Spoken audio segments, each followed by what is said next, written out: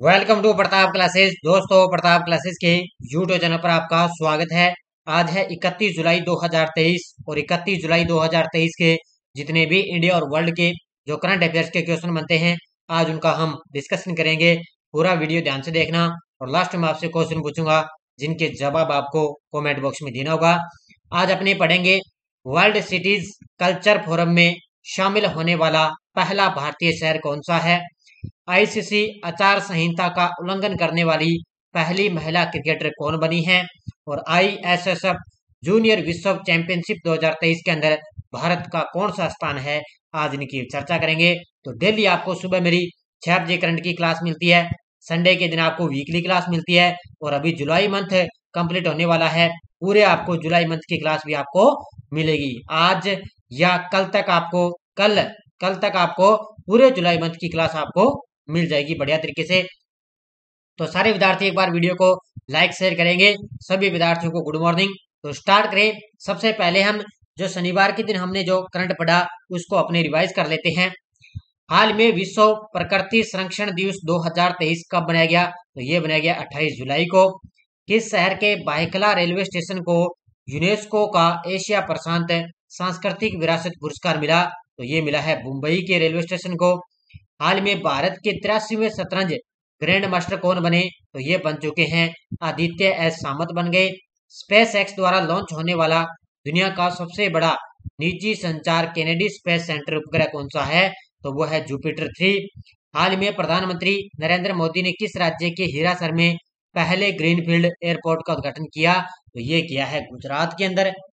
हाल में केंद्र सरकार द्वारा मेरी माटी मेरा देश अभियान कब से शुरू करेगी। तो ये शुरू करेगी 9 अगस्त से लेकर 15 अगस्त तक ये चलेगा।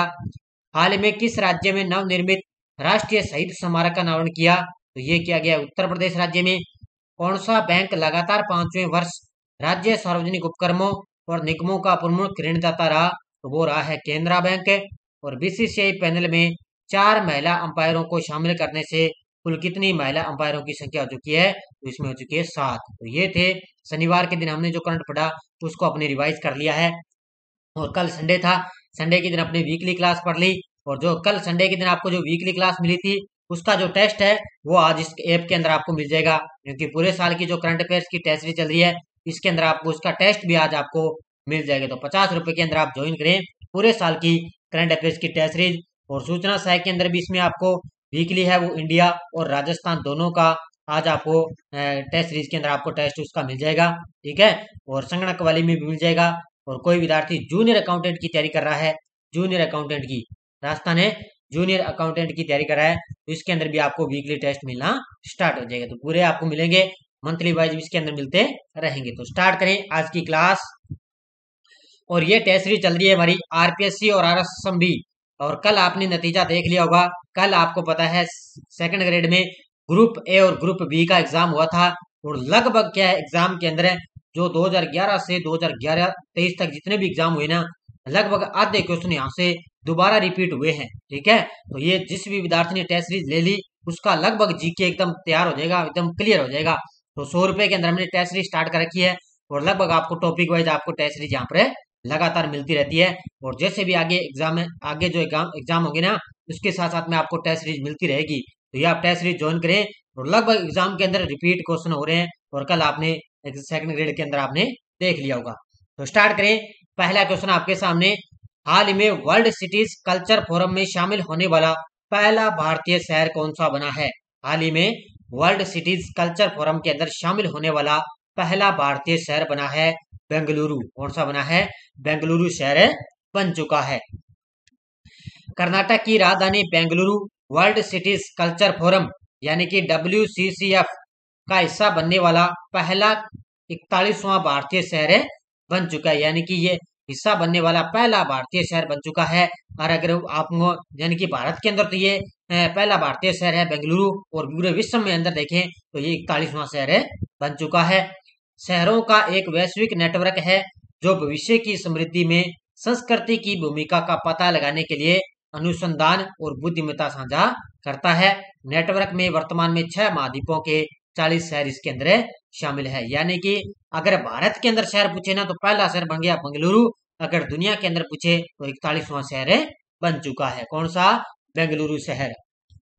दूसरा प्रश्न आपके सामने, ISSF जूनियर विश्व चैंपियनशिप 2023 में भारत ने कितने पदक जीते हैं?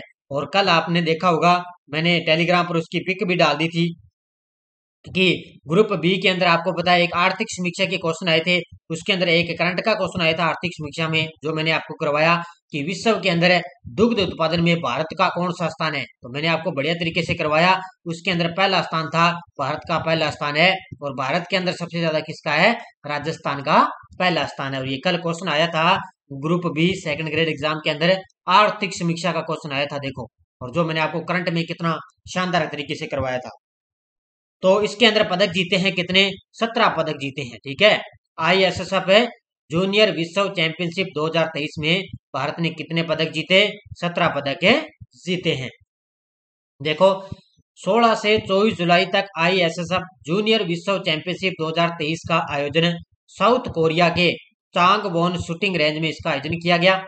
भारत के प्रभावशाली प्रदर्शन से ISSF जूनियर विश्व चैंपियनशिप 2023 में इन्होंने 6 स्वर्ण, 6 रजत और 5 कांस्य सहित कुल 17 पदक जीते। और 17 पदकों के साथ भारत का, इसके ध्यान रखना, भारत का दूसरा स्थान है, ठीक है। और चीन 28 पदक के साथ पहले स्थान पर रह चुका। तो भारत का दूसरा स्थान है, टोटल 17 पदक जीते, और चीन का पहला स्थान है। त्रिपुरा की अस्मिता डे ने जूनियर एशियाई जूडो चैंपियनशिप 2023 में कौन सा पदक जीता है? तो एक त्रिपुरा की है, जूडो से संबंधित, जूडो खेल की है, अस्मिता डे, और इसने जूनियर एशियाई जूडो चैंपियनशिप के अंदर स्वर्ण पदक जीता है। कौन सा जीता है?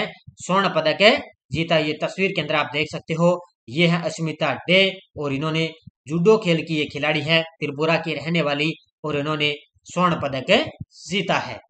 देखो, अस्मिता देह मकाऊ चीन में आयोजित जूनियर एशिया कप जूडो में चैंपियनशिप में गोल्ड मेडल हासिल करके एक अद्भुत सफलता हासिल की है। तो टोटल कौन सा पदक जीता? स्वर्ण पदक जीता। इसके अलावा उन्होंने इस साल अप्रैल में कुवैत सिटी के अंदर आयोजित हुई थी एशिया ओपन 2023 के अंदर उन्होंने रजत पदक जीता था। यानी कि इस साल अप्रैल के अंदर क्या है, कुवैत सिटी के अंदर एशिया ओपन 2023 का आयोजन हुआ, वहां पर उन्होंने रजत पदक जीता। भारत ने Macau junior Asia cup judo स्पर्धा में 3 स्वर्ण पदक और 1 रजत पदक और 1 कांस्य पदक जीता। तो टोटल कितने पदक हो गए? 3 स्वर्ण, 1 रजत और 1 कांस्य, यानी कि टोटल 5 पदक जीते हैं। तो ये भी आपको बढ़िया तरीके से याद रखना है। पीएम मोदी ने किस देश के राष्ट्रपति से 13वां संविधान संशोधन लागू करने का आग्रह किया है? पीएम मोदी ने किस देश के राष्ट्रपति से 13वां संविधान संशोधन लागू करने का आग्रह किया? तो ये किया है श्रीलंका के राष्ट्रपति से। किससे? श्रीलंका के राष्ट्रपति से आग्रह किया है। ये देखो तस्वीर के अंदर, ये हमारे देश के प्रधानमंत्री मोदी जी, और इधर खड़े हैं श्रीलंका के राष्ट्रपति जी। देखो, श्रीलंका के राष्ट्रपति की भारत यात्रा के दौरान, ठीक है, श्रीलंका के राष्ट्रपति आए थे भारत यात्रा पर, प्रधानमंत्री मोदी जी ने श्रीलंका संविधान में 13वें संशोधन को लागू करने की आशा व्यक्त की है। 1987 में कोलंबो श्रीलंका में प्रधानमंत्री राजीव गांधी और राष्ट्रपति JRS जयवर्धने के बीच भारत श्रीलंका समझौते पर हस्ताक्षर के बाद श्रीलंका संविधान में 13वां संविधान संशोधन लागू किया गया। यानी कि 13वां संविधान संशोधन किया गया कब है? 1987 की बात है ये, भारत और श्रीलंका के बीच में, ठीक है। और किसके बीच है? उस समय प्रधानमंत्री थे राजीव गांधी और राष्ट्रपति कौन थे? श्रीलंका के जयवर्धने के बीच में भारत श्रीलंका के बीच ये समझौता हुआ। और अब इसमें क्या है, मोदी जी ने 13वां जो संशोधन है उसको लागू करने की आशा व्यक्त की है। तो ये याद रखना, बड़ा ही शानदार पॉइंट है आपके लिए। फीफा महिला फुटबॉल विश्व कप खेलने वाली सबसे कम उम्र की खिलाड़ी केसी फेयर का संबंध किस देश से है? तो अभी आपको पता है फीफा फुटबॉल विश्व कप का आयोजन चल रहा है। तो फीफा महिला फुटबॉल विश्व कप खेलने वाली सबसे कम उम्र की खिलाड़ी केसी फेयर का संबंध है दक्षिण कोरिया की, ठीक है। इनका संबंध किस देश से है? तस्वीर के अंदर आप देख सकते हो, ये है केसी फेयर, ठीक है। तो ये कम उम्र की महिला खिलाड़ी है और इनका संबंध है दक्षिण कोरिया से। देखो, दक्षिण कोरिया की 16 साल की केसी फेयर दुनिया भर में फुटबॉल की एक खिलाड़ी है। 20 जुलाई से शुरू होकर 20 अगस्त तक विश्व कप का आयोजन किया जा रहा है। तो बस इतनी याद रखना है आपको कि 16 साल की कैसी फेर है, ये दक्षिणी कोरिया की है, सबसे कम उम्र की महिला खिलाड़ी, और 20 जुलाई से लेकर 20 अगस्त तक विश्व कप का आयोजन किया जा रहा है। नेक्स्ट है, आईसीसी आचार संहिता का उल्लंघन करने वाली पहली महिला क्रिकेटर कौन बन चुकी है? लगा लो स्टार, एग्जाम के अंदर टपकेगा। तो आईसीसी आचार संहिता का उल्लंघन करने वाली पहली महिला क्रिकेटर बन चुकी है, कौन सी? हरमनप्रीत कौर। तो ये भारतीय क्रिकेट महिला क्रिकेट टीम की कप्तान है, ये ध्यान रखना, ठीक है। महिला क्रिकेट टीम की कप्तान है हरमनप्रीत कौर, और इसने आईसीसी के द्वारा आचार संहिता का उल्लंघन करने वाली पहली महिला क्रिकेटर बने चुकी है। तो ये तस्वीर के अंदर आप देख सकते हो बढ़िया तरीके से। देखो मुख्य तथ्य, भारतीय महिला क्रिकेट टीम की कप्तान हरमनप्रीत कौर को बांग्लादेश के खिलाफ आईसीसी महिला चैंपियनशिप सीरीज के तीसरे मैच के दौरान आईसीसी आचार संहिता के 2 अलग अलग उल्लंघनों के कारण टीम के अगले 2 अंतर्राष्ट्रीय मैचों से निलंबित कर दिए गए। यानी कि लगभग सभी के लिए नहीं किया, लगभग आने वाला जो 2 अंतर्राष्ट्रीय मैच होंगे ना, उनके लिए इसको निलंबित कर दिया। यानी कि अब ये मैच नहीं खेल पाएगी हरमनप्रीत कौर। अब ये मतलब आचार संहिता यानी कि उनका उल्लंघन क्यों किया है उन्होंने, क्या है, जैसे अपने मैच खेलते हैं तो कई बार क्या बीच में हो जाता है, भी कोई लगभग भी मानता नहीं है भी मैं आउट हूँ या नहीं हूँ, किसी को थोड़ा गुस्सा आ जाता है, तो इस वजह से क्या है उस पर वो क्या अलग अलग प्रतिबंध लगा देते हैं। किस अंतर्राष्ट्रीय संस्था ने अपनी रिपोर्ट में सभी स्कूलों में स्मार्टफोन पर प्रतिबंध लगाने का वैश्विक आग्रह किया है? ये क्वेश्चन आप सभी के लिए है। देख सकते हो आप किस तरह आप छोटे छोटे बच्चे यहाँ पर लगे हुए हैं कि स्कूली बच्चे हैं, और ये अपने बैग इनके पीछे हैं देखो, और इन्होंने मोबाइल के अंदर पूरे व्यस्त हो रहे हैं, पूरे व्यस्त हैं, एक एक तरफ उन्होंने पूरा मगन है ये मोबाइल के अंदर। तो किस अंतर्राष्ट्रीय संस्था ने अपनी रिपोर्ट में सभी स्कूलों में स्मार्टफोन पर प्रतिबंध लगाने का विशेष आग्रह किया है? और ये किया है यूनेस्को संस्था ने। ऑप्शन नंबर डी, किसने किया है? यूनेस्को संस्था ने। क्योंकि बच्चे क्या हैं जब स्कूल जाते हैं तब क्या है उन्होंने क्या है स्कूल वो स्मार्टफोन यूज करते हैं और शिक्षा के क्षेत्र में पिछड़ रहे हैं। तो उन्होंने कहा यूनेस्को संस्था ने सभी स्कूलों में स्मार्टफोन पर प्रतिबंध लगाने का वैश्विक आग्रह किया है। देखो, यूनेस्को ने कक्षा में व्यवधान को कम करने और बेहतर शिक्षण परिणामों को प्रोत्साहित करने के लिए स्कूलों में स्मार्टफोन के विश्वव्यापी उपयोग पर प्रतिबंध लगाने का आग्रह किया है। यानी कि आपको पता है यूनेस्को ने क्यों किया, क्योंकि स्कूलों के अंदर क्या है कि बेहतर से बेहतर परिणाम, बढ़िया से बढ़िया परिणाम के लिए उन्होंने क्या स्कूलों के अंदर स्मार्टफोन पर प्रतिबंध लगा दिया है। तो अभी आप अपने भी देख सकते हो, क्योंकि लगभग अपने ज्यादा अपने क्या मोबाइल का ही प्रभाव पड़ रहा है सभी पर है। क्योंकि मोबाइल अपने क्या करते हैं, जैसे पढ़ते हैं तो 2 मिनट हो गए, अगर 5 मिनट पढ़ लिए 10 मिनट पढ़ लिए तो मोबाइल उठा लिया, किसी का देख लिया, मैसेज देख लिया, किसी की न्यूज देख ली, क्या देख लिया, उसमें लगभग अपना टाइम बर्बाद होता है। तो अब लगभग अपनी तैयारी करो बढ़िया तरीके से, मोबाइल को साइलेंट करें, एक तरफ में लें, और उसका जो है नेट है बंद करके और उसको दूर में लें, और बढ़िया तरीके से अपनी कंटिन्यू तैयारी करें। तो इसलिए यूनेस्को ने क्या है बढ़िया परिणाम के लिए इस पर प्रतिबंध लगा दिया है। ठीक है, अगला क्वेश्चन देखो आपके सामने,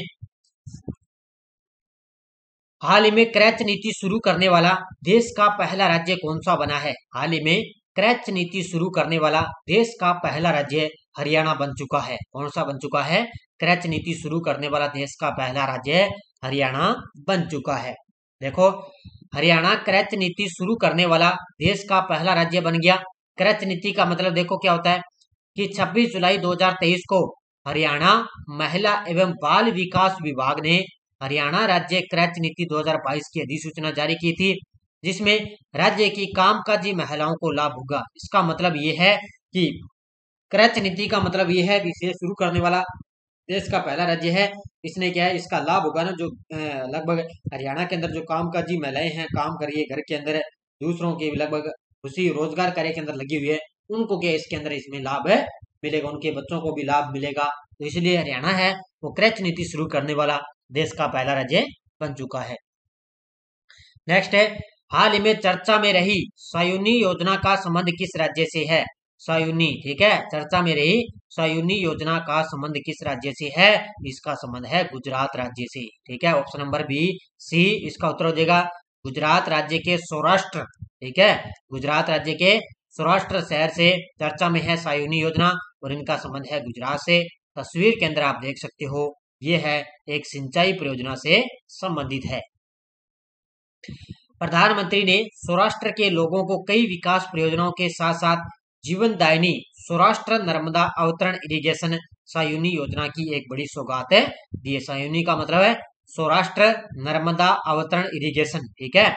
गुजरात सरकार ने सायूनी योजना के अंतर्गत लिंक 3 के पैकेज 8 और पैकेज 9 का निर्माण कार्य पूरा कर लिया है। तो गुजरात सरकार ने क्या है, लिंक जो 3 है ना उसके 8 पैकेज 8 और 9 का कार्य पूरा कर लिया। इसका प्राथमिक लक्ष्य यह है कि नर्मदा नदी के किनारे स्थित सरदार सरोवर बांध से अतिरिक्त बाढ़ के पानी को प्रभावित करना, ठीक है, इसका मुख्य ये लक्ष्य है। और ये किसने सायूनी परियोजना किससे संबंधित है, गुजरात राज्य से संबंधित है। किस देश के प्रधानमंत्री हुन सेन ने इस्तीफे की घोषणा कर दी है। इस तरह के लगभग एग्जाम के अंदर क्वेश्चन टपकते हैं कि किस किस देश के प्रधानमंत्री के द्वारा इस्तीफा दिया गया। तो किस देश के प्रधानमंत्री हुन सेन ने इस्तीफे की घोषणा की, और ये है कंबोडिया के, ऑप्शन नंबर बी। किस देश के ये तस्वीर के अंदर आप देख सकते हो ये है कंबोडिया के प्रधानमंत्री हुन सेन और उन्होंने इस्तीफे की घोषणा कर दी है। लंबे समय से कंबोडिया के प्रधानमंत्री पद पर बने हुए हुन सेन ने कहा कि वह 3 सप्ताह में प्रधानमंत्री पद छोड़ देंगे और अपने सबसे बड़े बेटे को पद सौंप देंगे। तो ये 3 सप्ताह आने वाले हैं, पर तब ये प्रधानमंत्री का पद छोड़ देंगे और उनका जो सबसे बड़ा बेटा है ना उत्तराधिकारी, उनको ये सबसे पद ये सौंप देंगे। हाल ही में हुए चुनाव में पीएम हुन सेन के बड़े बेटे ने संसद में पहली बार जीत दर्ज की है। पीएम हुन सेन ने क्या है, सब इनका बड़ा बेटा है, उन्होंने संसद में पहली बार एक जीत दर्ज हासिल की है। ये पद इस्तीफा दे देंगे, उसके बाद में इनका जो बड़ा बेटा है वो प्रधानमंत्री का पद संभालेगा। पीडीएफ आपको टेलीग्राम पर मिल जाती है, वीडियो के डिस्क्रिप्शन में टेलीग्राम का लिंक है, या आप टेलीग्राम पे प्रताप क्लासेस सर्च करोगे तो हमारे टेलीग्राम ग्रुप को ज्वाइन कर सकते हो। लगभग 11,000 प्लस हमारे साथ विद्यार्थी जुड़े हुए हैं। कोई लिंक है, कोई सूचना है, सब आपको टेलीग्राम पर मिल जाता है। और जो शाम को मेरी ये सीरीज आ रही है, इसकी भी मैं लगातार आपको धीरे धीरे पीडीएफ भी टेलीग्राम पर अवेलेबल करवाता रहूंगा। तो आज की हमारी इसके अंदर 21 नंबर की सीरीज रहेगी। डेली आपको शाम को ये 4 बजे सीरीज मिलती है। पिछले वीडियो क्वेश्चन क्या था, देखो, संयुक्त राज्य अमेरिका किस देश के साथ सबसे बड़ा द्विपक्षीय सैन्य अभ्यास तालिबान से अबर शुरू किया। तो ये किया है संयुक्त राज्य अमेरिका ने ऑस्ट्रेलिया के साथ। बहुत सारे विद्यार्थियों ने शानदार तरीके से जवाब दिए, उन सभी को हार्दिक शुभकामनाएं। और अब देखिए आपके लिए क्वेश्चन फॉर यू, जिसका जवाब आपको कमेंट बॉक्स में देना है। किस राज्य को लोम्पी त्वचा रोग पॉजिटिव राज्य के रूप में घोषित किया गया। तेलंगाना, नागालैंड, केरल, उड़ीसा। इसका जवाब आपको कमेंट बॉक्स में देना है। ये थी आज की अपनी क्लास बढ़िया तरीके से। और कल आपने देख लिया होगा सेकंड ग्रेड के ग्रुप ए और बी के अंदर किस तरह राजस्थान जीके और राजस्थान करंट के क्वेश्चन आए थे। और करंट की तो पूछो मत आप, जो आपको ये बुक रिवीजन करवाई थी ना, बुक रिवीजन करवाई थी नाना क्लासेस की, वर्तमान में बाजार के अंदर भी बुक उपलब्ध है, ठीक है। वो बुक आपको रिवीजन करवाई, लगभग वहां से क्वेश्चन आपको रिपीट हो चुके हैं, ठीक है। तो बढ़िया तरीके से वो बुक आप बढ़िया तरीके से अध्ययन करें और आगे आने वाला एग्जाम भी बढ़िया तरीके से आपको तैयार होता जाएगा। और ये टेस्ट सीरीज भी आप बढ़िया तरीके से ज्वाइन करें, क्योंकि लगभग यहाँ से क्वेश्चन दोबारा एग्जाम के अंदर रिपीट हो रहे हैं। तो सारे विद्यार्थी एक बार वीडियो को ज्यादा लाइक शेयर करेंगे। धन्यवाद। जय हिंद, जय भारत।